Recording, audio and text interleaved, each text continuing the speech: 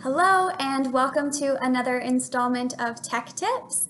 My name is Stephanie from the Innisfil Idea Lab and Library, and today I'm going to be going over how to use the cut, copy, and paste tools on your computer.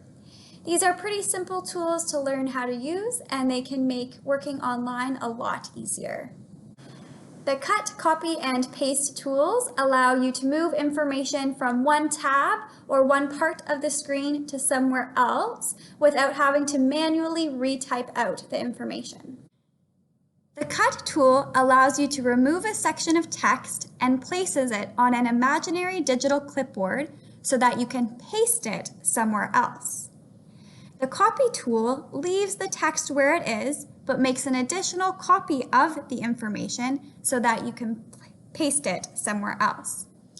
As an example, I can left-click and highlight all of this text, and then right-click to see the cut, copy, and paste options.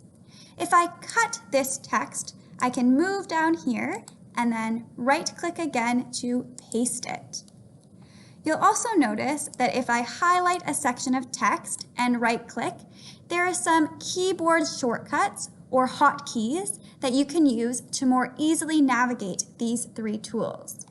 Control X allows you to cut, Control C allows you to copy, and Control V allows you to paste more easily. These tools can be especially helpful if you're trying to send a URL or a website to someone. You can simply left-click and highlight the entire URL and then use your hotkeys or right-click to see the cut, copy, and paste options. They also work really well if you're trying to cut, copy, or paste images from the internet. You can cut them very easily and paste them very easily back. And that's a brief overview of how to use these three tools.